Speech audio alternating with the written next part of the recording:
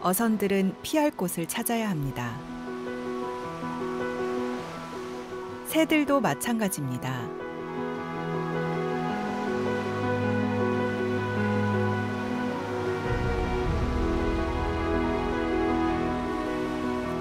바람을 피해 섬에 내려앉는 새들. 철새는 1년에 2번 번식지와 월동지를 오가느라 수만 킬로미터를 날아야 합니다. 그들이 잠시 쉬어가는 섬은 다양한 나그네들로 북적입니다. 그나마 바닷길 위에 이런 섬이 있어 잠시 날갯짓을 멈출 수 있습니다. 사람 곁에서 휴식을 취하는 황로. 긴 여행의 고단함이 사람에 대한 두려움보다 큰 것일까요? 바다를 건너는 새들에게 섬은 사막의 오아시스와 같은 곳입니다.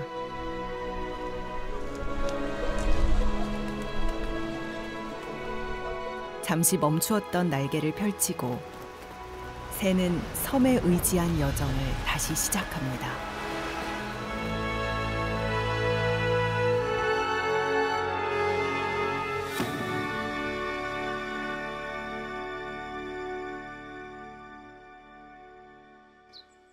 우리가 차를 타고 먼 거리를 이동할 때 중간에 휴게소를 찾곤 하죠. 쉴 수도 있고 목도 축이고 고픈 배도 채울 수 있으니까요.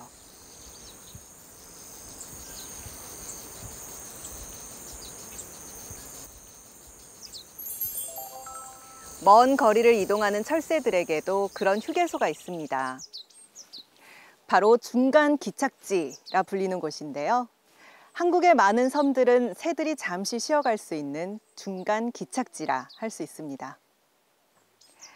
저의 이 손보다 작은 나그네 새들도 여린 날개를 쉬지 않고 저어서 드넓은 바다를 건너오는데요. 철마다 찾아오는 새들, 그 귀한 손님들을 만나러 가보겠습니다.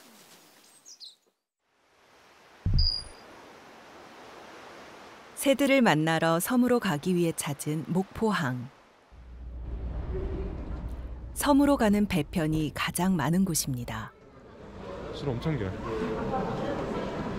코로나라 좀 사람이 없을 줄 알았구나. 섬으로 향하는 여행객들로 북적이는 대합실. 안녕하세요. 나가실 때 표랑 2000년도 섬으로 가려는데요. 그 이유가 좀 특별합니다.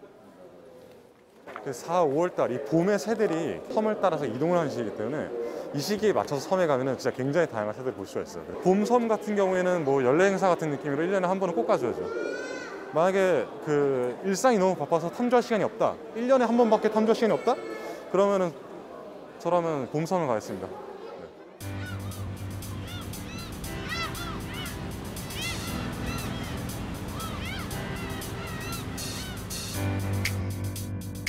제주행 여객선에 몸을 실은 김어진 씨.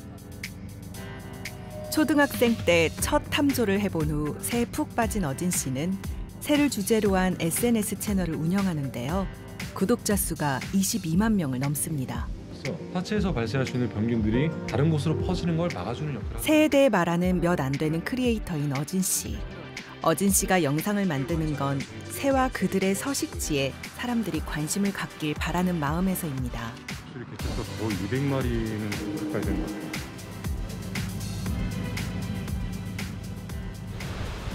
바닷길을 꼬박 반나절 달려 도착한 제주도. 새의 어떤 점이 어진 씨를 설레게 하길래 먼 길을 마다하지 않는 걸까요? 어진 씨는 1시간을 다시 이동해 다른 항구에서 배를 타야 합니다. 가장 기다렸다던 봄섬 탐조를 위해 그가 고르고 고른 섬은 어딜까요?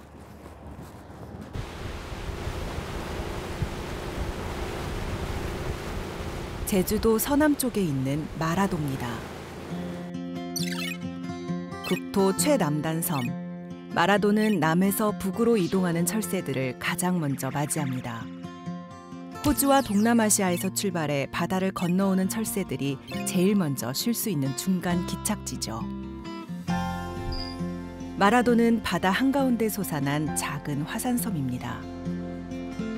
거센 해풍과 파도의 영향으로 섬 주변은 온통 기암절벽이지만 아담한 마을과 초지 그리고 작은 숲이 자리 잡고 있습니다.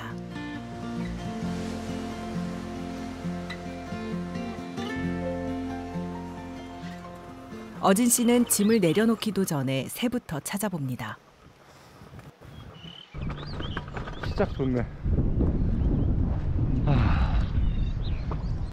올봄 마라도를 찾은 손님들은 누가 있을까요? 일단 지금 저기 울고 있는 게 바다 직박구리라는 해안가에서 주로 보이는 새인데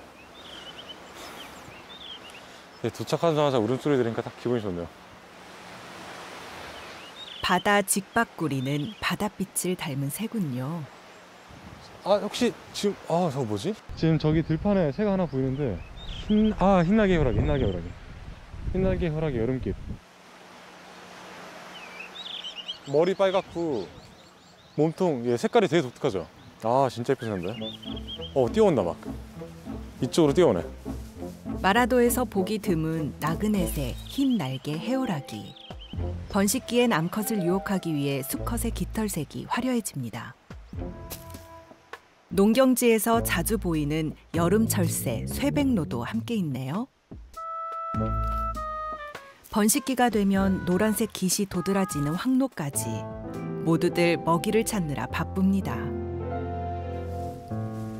해오라기와 쇠백로, 황로는 이동할 때도 번식할 때도 이렇게 함께 있는 경우가 많습니다. 새에 대해 많이 알수록 재미있는 탐조. 큰일이세요?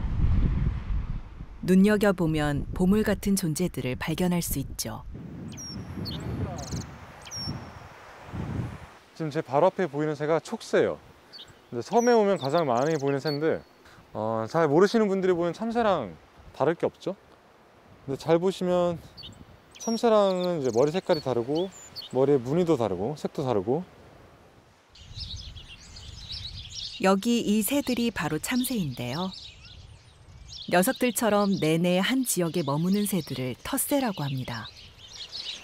우리는 참새를 흔하게 봐서 작은 철새들을 그저 참새로 여기는 경우가 많은데요. 이동 시기에 철새들이 종종 텃새들 속에서 발견되곤 합니다. 바로 이 찌르레기처럼 말이죠. 유심히 살펴봐야 철새를 알아볼 수 있습니다.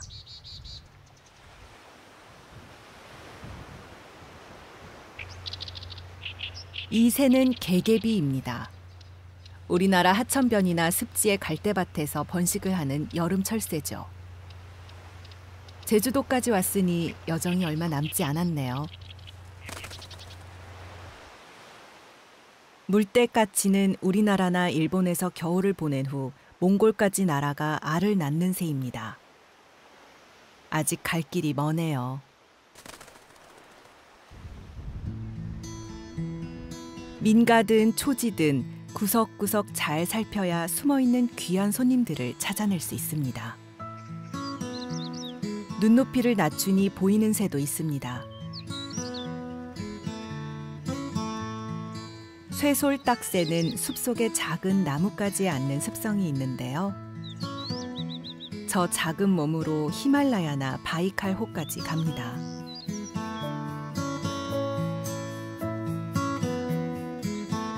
나무 뒤에 숨어 긴 꼬리만 살짝 보여주는 저 새는 누구일까요?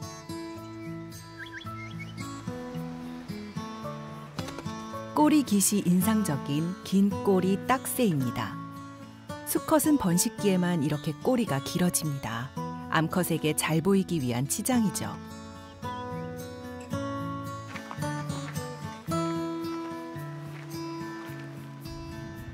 새들이 먹이를 찾는 곳이나 쉬는 장소가 제각각이다 보니 많이 다녀야 더 많은 새를 볼 수 있습니다.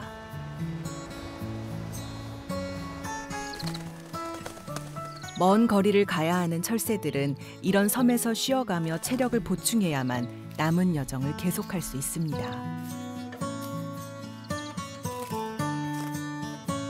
그래서 섬에 내려앉은 새들은 먹이를 찾아 먹느라 바쁩니다. 이럴 땐 사람이 접근해도 잘 날아가지 않습니다. 며칠 쉬고 다시 먼 길을 가려면 빨리 체력을 회복하고 에너지를 충분히 비축해야 하기 때문이죠. 사정이 이렇다 보니 먹이를 두고 다투는 일도 잦을 수밖에 없습니다. 작은 새는 축적할 수 있는 열량에 한계가 있어서 섬마다 내려 에너지를 다시 채워야 합니다. 섬이 거대한 바다를 건너는 새들에게 징검다리가 되어주는 거죠. 어진 씨가 쌍안경에서 눈을 떼지 못합니다. 아, 너 뭔데? 뜻밖의 새를 발견한 모양입니다. 회색 바람까마귀, 회색 바람까마귀. 아, 감독님 저 굉장히 귀한 새라 저거 찍어야 되는데.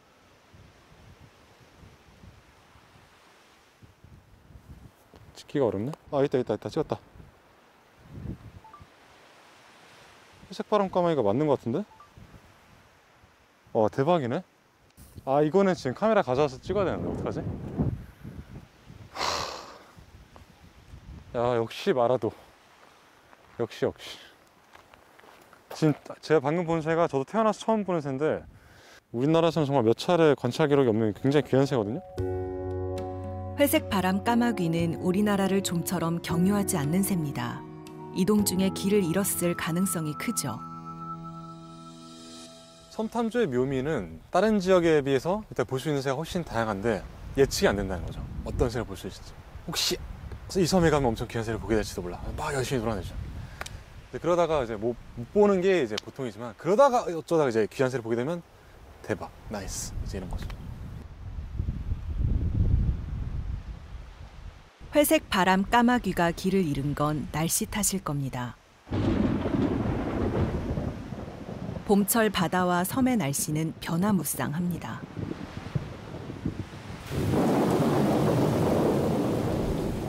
비와 바람은 나그네들의 여행을 고행길로 만들죠. 나무가 거의 없는 마라도에선 새들이 비를 피할 곳이 없어 더욱 어려움에 처합니다.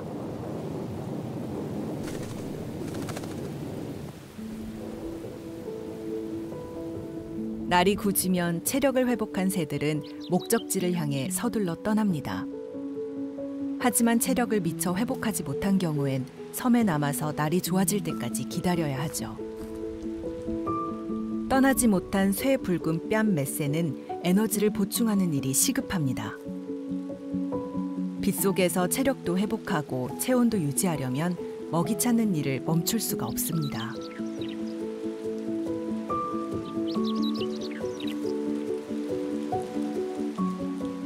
빨리 에너지를 비축해야 하는데 비의 체온이 떨어지니 새들에겐 이중고입니다.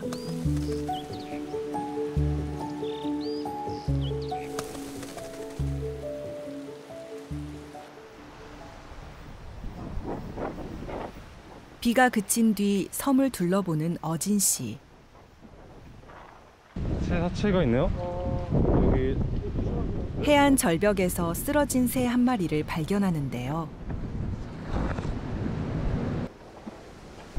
비바람을 뚫고 겨우 마라도에 도착했을 작은 생명. 아이고. 외상이 없는 것으로 보아 탈진해서 죽은 모양입니다.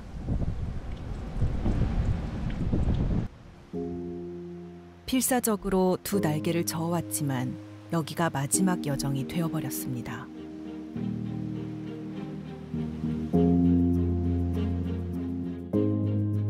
노랑 딱새. 마라도를 거쳐 알타이나 바이칼호로 가려던 길이었을 겁니다.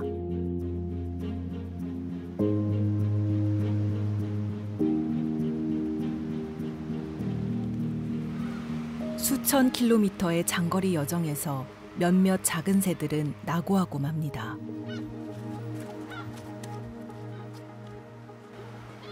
장거리 이동이라는 게 물론 그 비행 능력이 뛰어난 철새에게도 상당히 힘든 과정입니다. 그렇기 때문에 장거리 이동을 하는 과정 중에 사망률이 높아질 수밖에 없고요. 이 출발을 할 때 그런 악천후를 만날지 만나지 않을지 예상하기가 어렵기 때문에 바다를 건너는 중간에 그런 어떤 기상 이변을 만나게 되면 사망률이 굉장히 높아지게 되고요. 섬에 도착해서 죽은 새들도 많지만 그 섬에 도착하기 전에 죽은 새는 얼마나 더 많겠습니까?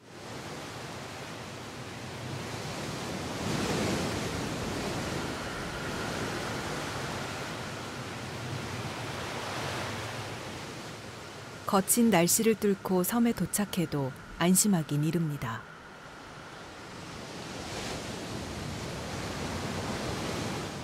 또 하나의 장벽이 기다리고 있기 때문이죠. 바로 천적입니다. 마라도에는 새를 사냥하는 맹금, 매가 살고 있습니다.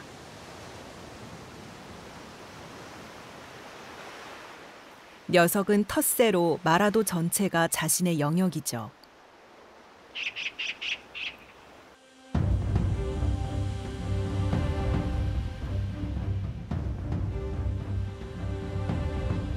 서서히 바람을 타던 매가 하늘로 솟구쳐 오르는 것은 사냥의 징조입니다.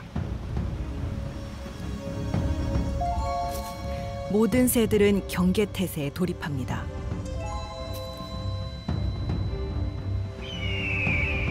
눈은 매를 쫓고 몸은 납작 숨겨야 하죠. 그렇지 않으면 사냥꾼의 표적이 됩니다. 다시 왔다. 오는데 뭐 사냥한다. 우와! 이거 감독님 이거.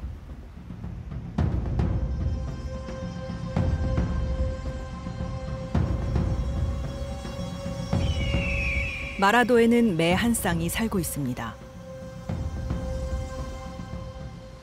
매는 주로 접근이 힘든 해안 절벽에 둥지를 틉니다. 마라도의 험준한 동쪽 절벽이 녀석의 주부대죠.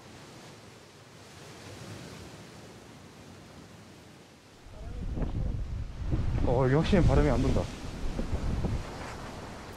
매가 드나드는 절벽이 잘 보이는 곳에 자리를 잡았는데요. 오랫동안 새들을 관찰한 어진 씨지만 매를 촬영하기는 처음이라고 합니다.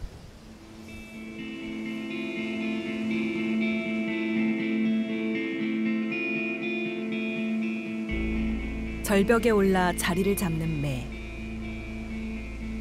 매의 영역은 반경 1km지만 사냥 범위는 20km가 넘습니다.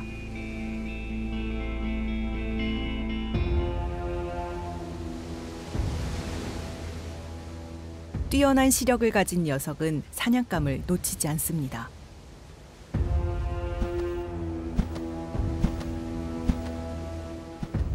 빠르게 급강하해 나는 새를 공중에서 낚아채려는 매.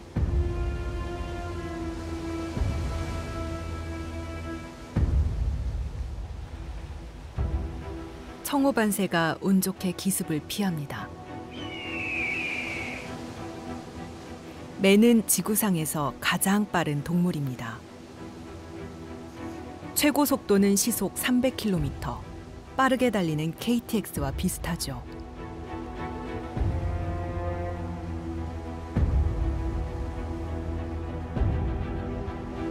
길고 폭이 좁은 날개를 가진 매는 빠른 속도로 비행하는 중에도 자유자재로 방향을 바꿀 수 있습니다.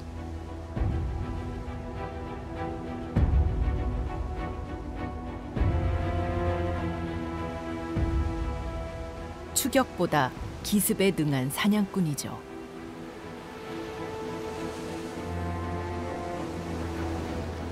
철새들이 버거워하는 마라도의 거센 바람을 매는 오히려 사냥에 이용합니다.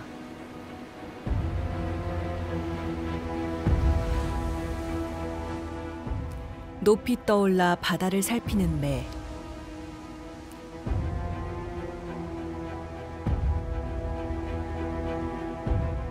고된 여정에 지쳐 경계를 늦춘 철새를 노립니다.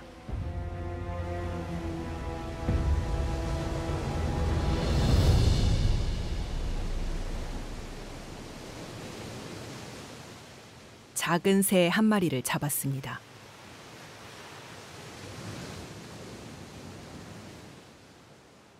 이 정도 크기는 날면서 먹어치우죠.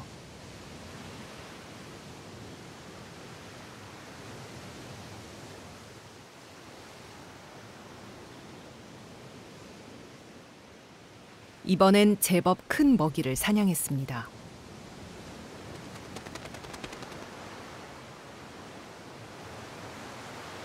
둥지로 가져가기 전에 깃털을 뽑아버리는 매. 새끼에게 먹이기 위해서입니다.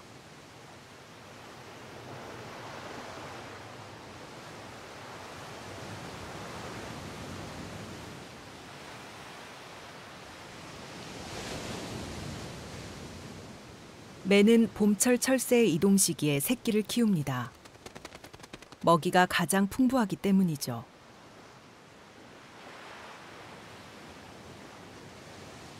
철새들도 무사히 번식지로 가려면 매의 눈과 발톱을 피해야 합니다. 새들은 왜 천적과 날씨라는 위험에도 불구하고 목숨을 건 이동을 할까요?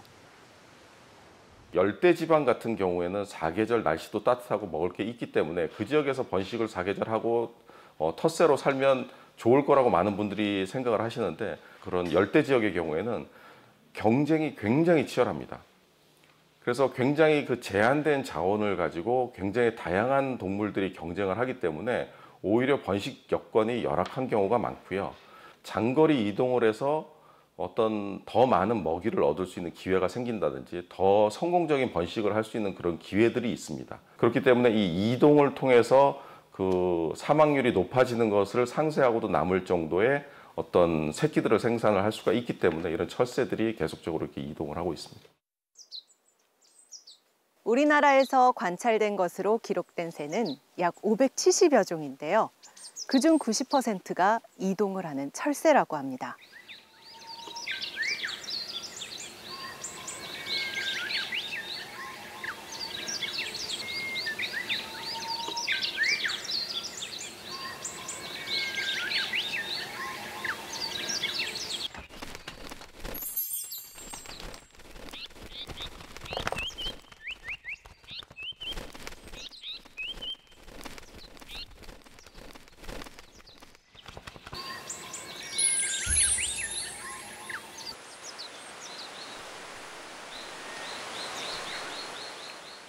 새처럼 자유롭게 하늘을 날고 싶다.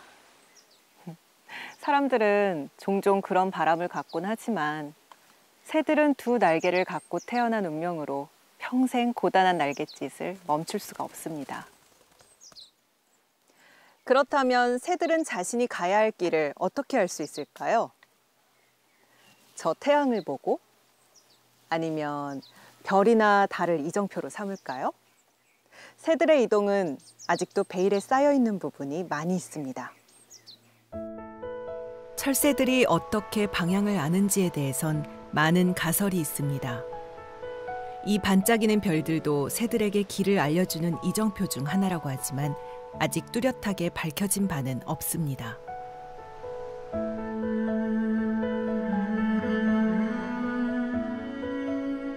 어둠과 안개로 덮인 바다에서 등대는 어선들의 이정표가 되어주죠.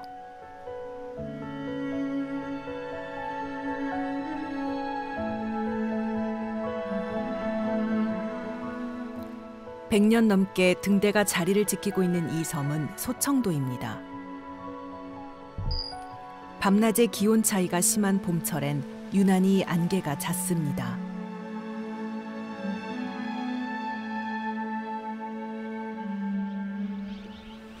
안개와 함께 새들도 섬에 몰려왔습니다. 이른 아침부터 찾아와 조용한 섬마을을 깨우는 손님들.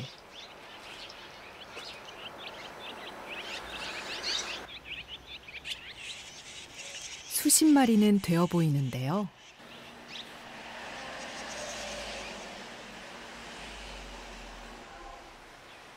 제비처럼 보이지만 이들은 귀제비들입니다.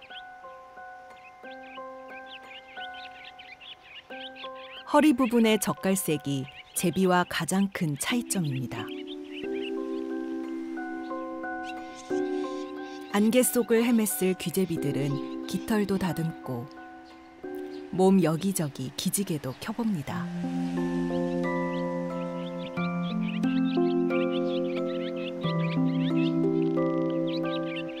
귀제비들이 이곳을 찾는 가장 큰 이유는 휴식.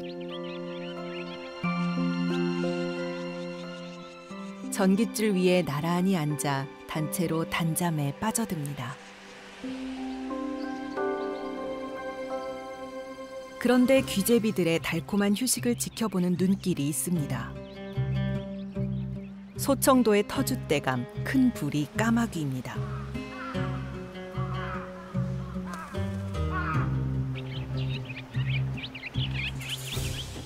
큰 불이 까마귀에 등장해 소동이 일기 시작합니다.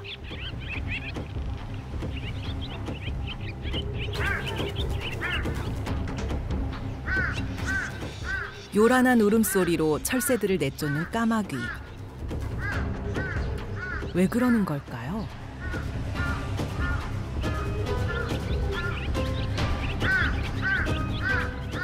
귀재비들의 혼란한 비행이 계속되자 그제서야 움직이는 큰 부리 까마귀.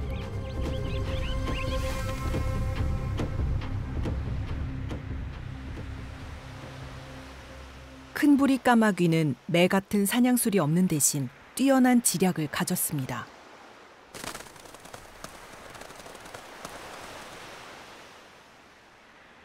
이제 막 섬에 도착한 새들의 휴식을 방해해 그중 지쳐서 잘 날지 못하는 녀석을 낚아챈 큰 부리 까마귀.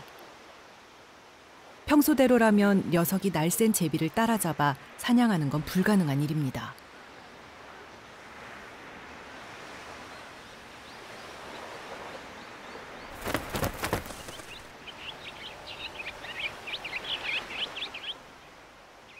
영리한 사냥꾼은 오늘 아침 손쉽게 먹잇감을 얻었습니다.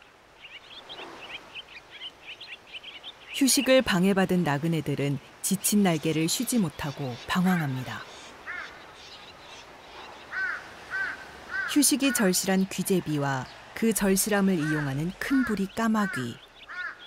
작고 평온한 섬에도 야생의 현장은 냉혹합니다. 까마귀의 방해에도 불구하고 소청도에는 정말 많은 철새들이 찾아오는데요. 섬 주민들도 모르는 사이 작고 다양한 철새들이 섬 곳곳에서 쉬었다 갑니다.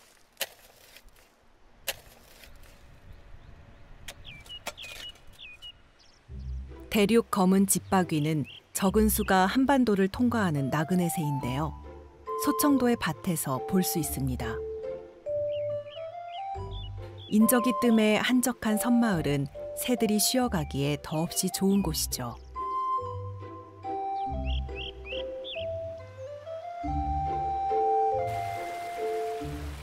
소청도는 섬 중에서도 물사정이 좋은 편입니다. 해수 담수화 시설이 있기 때문인데요. 이 배수로에 많은 새들이 찾아옵니다.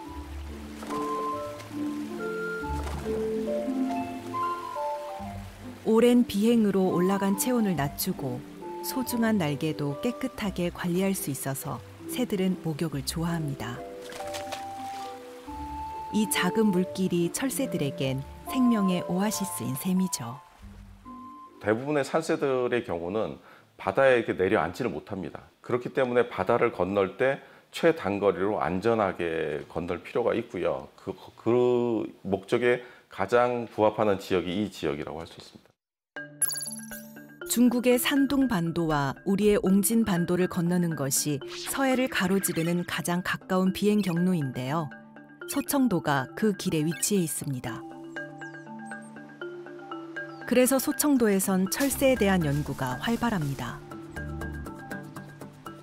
많은 철새들이 소청도를 통과하는 봄철엔 숲 안쪽에 그물을 쳐놓고 철새를 포획하는 작업이 진행됩니다.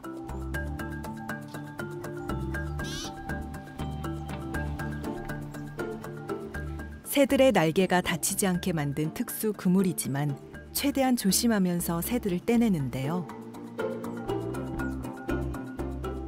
포획한 새들은 서로 상처를 입히지 않게 꼭 한 마리씩만 주머니에 넣습니다. 이것은 철새 이동의 비밀을 밝히는 연구를 위한 작업입니다.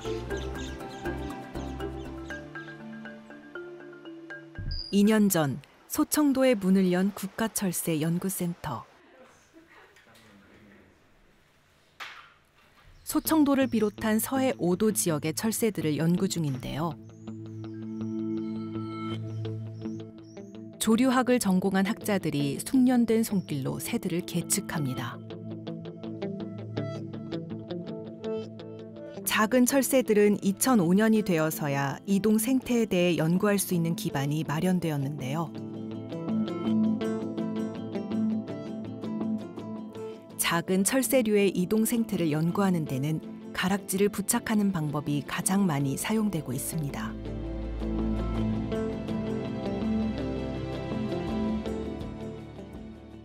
가장 고전적인 방법이에요. 그러니까 새한테 일종의 인식표라고 생각이 되는 가락지를 새 다리에 부착을 해서 놓아주면 다른 사람이 다른 지역에서 만약에 그 새를 누군가가 보거나 잡았을 때 그 인식표에 적힌 고유 번호가 있거든요. 그거를 알려주면 아, 이 새가 우리가 여기서 잡은 게 다른 지역에서 잡았구나. 이렇게 하면서 새들이 아, 여기서 이 지역으로 이동을 했구나를 알 수 있는 가장 기본적인 방법입니다. 모든 나라들이 다 동일하게 쓰고 있거든요. 근데 그 내용이 다 다릅니다. 보면 이제 국가명이 들어가 있고 총 8가지 숫자를 조합을 해서 한 개체의 주민등록번호 같은 고유 번호가 매겨지는 겁니다. 그래서 이 가락지는 전 세계에 단 하나밖에 없는 가락지예요. 알루미늄 합금으로 만들어진 가락지는 무척 작은 데다 1g도 채 나가지 않습니다. 새들의 비행에 방해가 되지 않도록 만들어진 것이죠.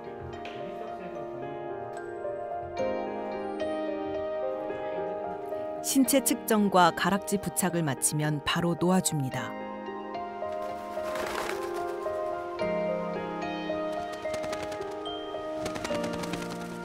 가락지를 이용한 이동 경로 연구는 다시 포획해야만 정보를 확인할 수 있는 데다 이동에 대한 자세한 정보를 얻을 수가 없어서 한계가 있습니다.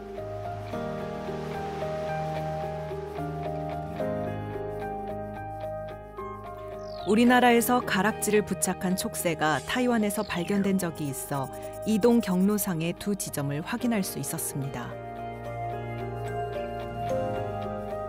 철새들의 이동 생태에 대한 연구는 그 기술이 점점 발전하고 있는데요.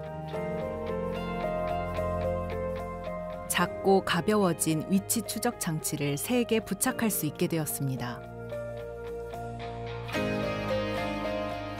새의 몸에 부착된 위치 추적기는 새의 GPS 정보를 보내주기 때문에 클릭 몇 번만으로도 새의 이동 경로를 쉽고 정확하게 파악할 수 있습니다.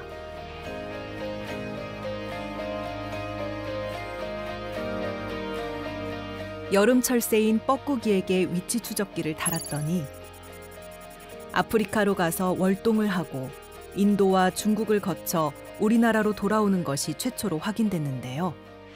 그 거리가 무려 25,000km나 됐습니다. 하지만 위치 추적기는 몸집이 큰 철새에게만 부착할 수 있습니다. 작은 철새들의 이동 경로 연구는 아직 가락지밖에 방법이 없습니다. 새들에게 스트레스를 주며 쉽지 않은 이 연구를 계속하는 건 새들의 안전한 이동에 도움이 될 거라는 확신 때문입니다.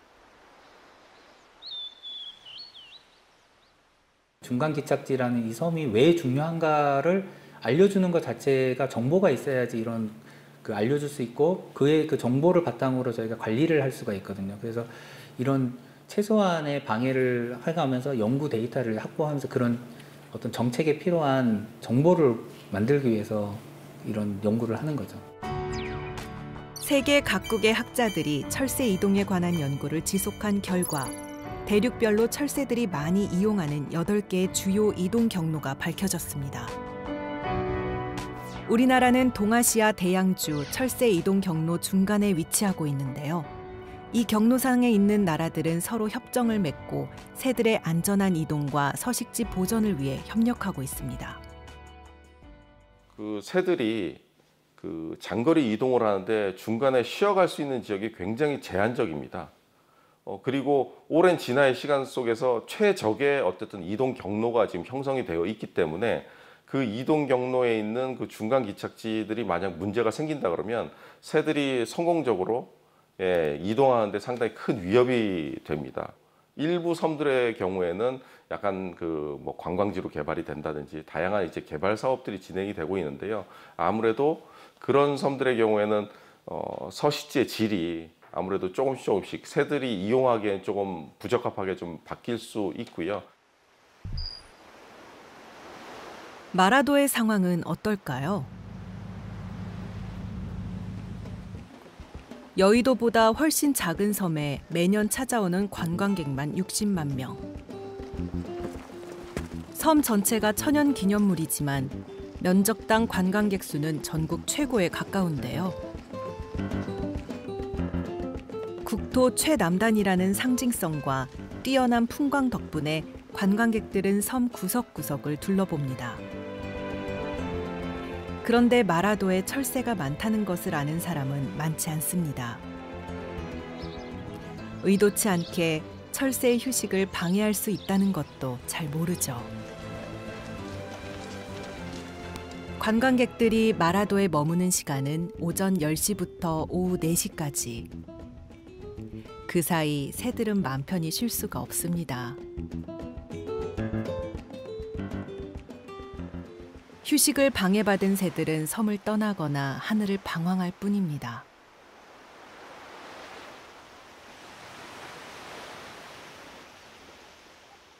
마라도에서 관광객만큼 눈에 많이 띄는 건 고양이입니다.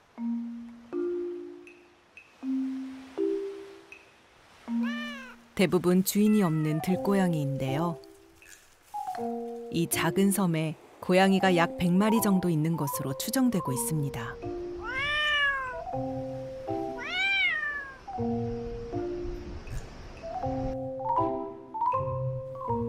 길고양이를 입양해 키우고 있을 만큼 고양이를 좋아하는 어진 씨. 하지만 섬에서 고양이들을 보는 심경은 복잡하기만 합니다. 지금 제가 다녀본 곳 중에서는 고양이가 제일 많아요. 이동 시기 때마다 섬에 많이 들어갔었는데 이렇게 많은 곳은 여기가 처음이에요. 네. 고양이들은 섬 곳곳에 있습니다. 풀숲에 숨어 쉬고 있을 때도 유전자에 각인된 사냥꾼의 본능은 깨어있죠. 고양이의 존재를 모른 채 내려앉은 새 한 마리. 예민한 감각으로 이를 알아챕니다.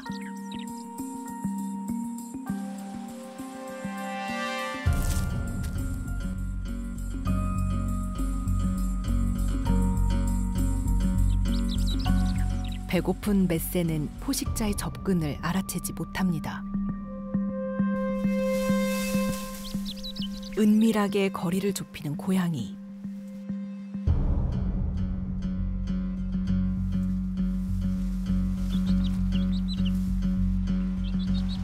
이제 발톱을 꺼내 덮칠 수 있을까요?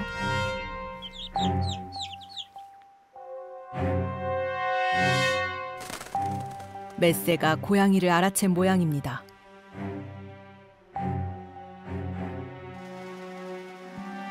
섬 곳곳에는 철새를 노리는 고양이가 많습니다. 놀라운 점프력은 새에게 충분히 위협적이죠. 고양이는 나무도 잘 타기 때문에 나무 위의 까치 둥지도 노립니다. 부모새의 거친 반격에 접근이 쉽지 않은데요. 새끼만 있다면 속수무책일 겁니다. 외딴 섬 마라도에 왜 이렇게 많은 고양이가 살게 되었을까요? 쥐가 굉장히 많이 있어서 우리도 사실은 주민들이 많이 골치 아파했어요. 쥐가 제발 없었으면 좋겠다. 일단 보기에도 안 좋고 위생상도 안 좋고. 그래서 이제 고양이를 이제 2마리, 1마리 이렇게 갖고 와서 키웠어요, 집에서. 근데 이 녀석들이 한 3년, 4년 되니까 기하급수적으로 불어나기 시작했어요. 저희가 행정에 요청을 해가지고 이 어떤 방법을 좀 모색을 해주셨으면 좋겠다. 그래서 중성화 수술을 하기로 했어요. 근데 그게 100% 다 이루어지지 않아가지고 한 2년 후 되니까 다시 또 많아지고 있죠.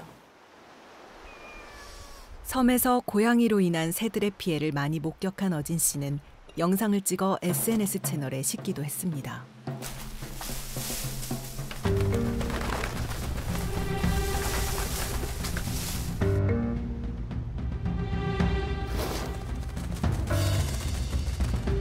중간 기착지에 막 도착해 지친 새들은 고양이들의 손쉬운 사냥감입니다.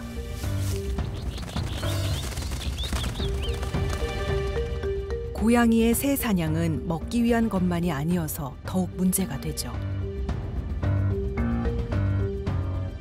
고양이는 반드시 자기네 에너지를 축적하기 위해서, 즉 먹이로 이용하기 위해서 야생동물을 사냥하지는 않습니다.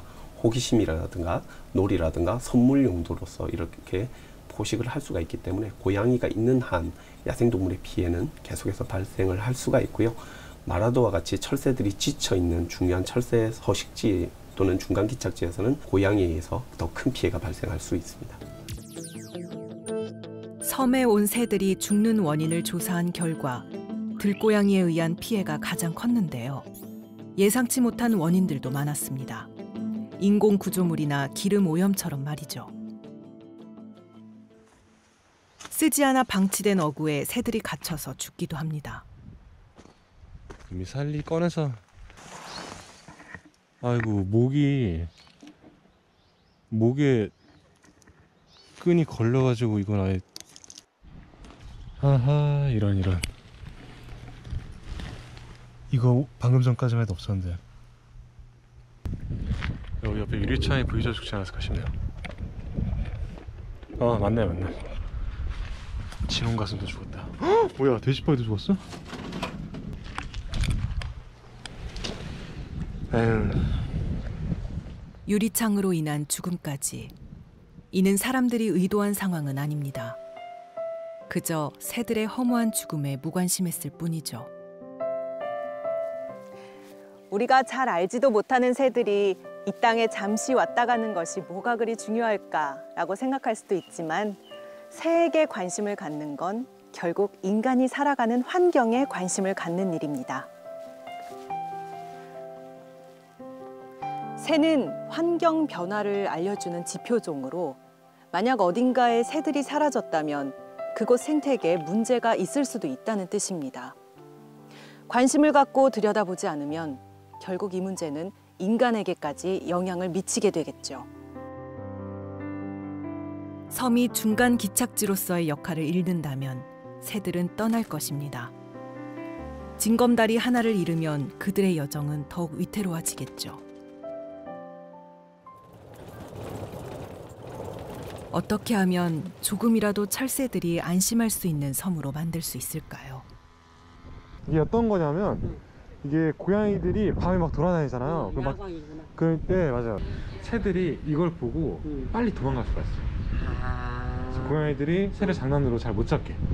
이 고양이 목도리가 어떤 거냐면 이 알록달록한 무지개 색깔의 목도리인데 고양이들이 이 목도리를 차게 되면 새들이 이 고양이를 쉽게 보고 확 달아날 수가 있대요. 그러니까 고양이들의 새 사냥 성공률을 87% 정도 감소시켜준다고 하는데 들고양이 몇 마리를 돌보는 아주머니가 선뜻 어진 씨의 부탁을 들어줍니다.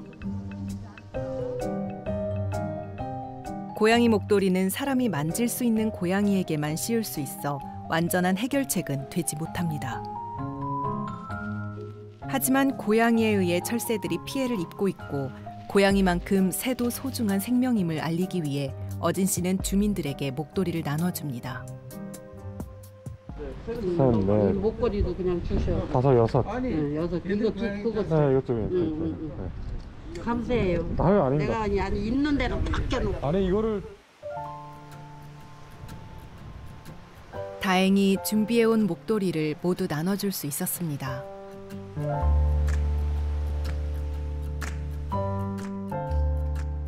어진 씨가 섬을 찾을 때마다 철새들을 위해 늘 하는 일이 또 있습니다. 이게 높이가 중요한데 페트병을 잘라 뭔가를 만들고 있는데요. 너무 낮게 잘랐네. 이렇게 여기를 잘라낸 다음에 여기다 물을 담아서 새들이 물을 마실 수 있게끔 새들이 마실 물통을 만들어 놓는 거예요. 이게 섬에 올 때마다 이걸 꼭 해주고 있어요. 새들이 물을 되게 필요로 해서 생각보다. 비가 내린 후 생긴 작은 물 웅덩이. 어떻게 알았는지 온갖 새들이 모여들어 물을 마시고 목욕을 즐깁니다.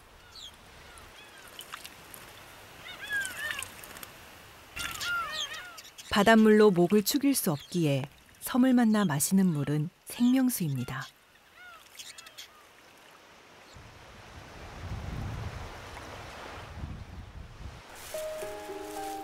물을 찾기 힘든 나무숲에 이 물통을 놓아봤습니다. 과연 어진 씨의 페트병 옹달샘에도 새들이 찾아올까요? 작은 산새들이 찾아왔습니다. 쇠솔딱새는 목을 축이고 갔고 흰 배 맷새는 목욕을 즐겼죠. 그저 작은 웅덩이 하나 마련해줬을 뿐인데 새들에겐 큰 도움이 됐군요.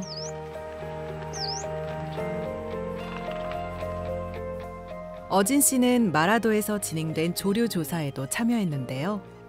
새를 이렇게 가까이 보는 건 처음이랍니다. 한번 물려봐도 되나? 아, 왜 물려봐? 물려보세요, 한번. 정말요? 아직도 새에 대해 궁금한 것이 많은 어진 씨. 새를 지키기 위해 더 많은 것을 알려고 노력합니다.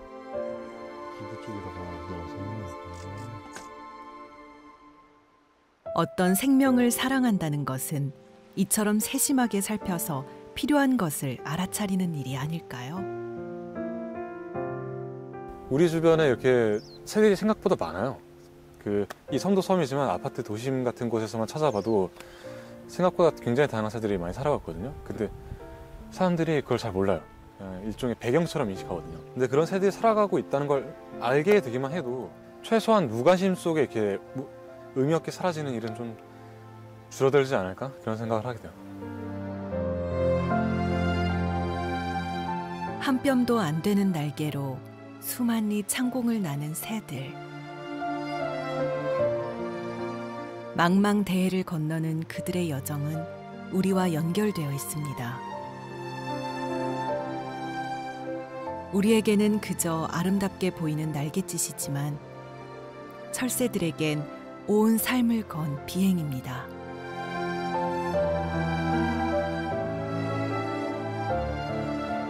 작은 날개의 위대한 여정이 무사히 이어지려면 우리의 섬들이 그들의 소중한 징검다리로 남아야 합니다.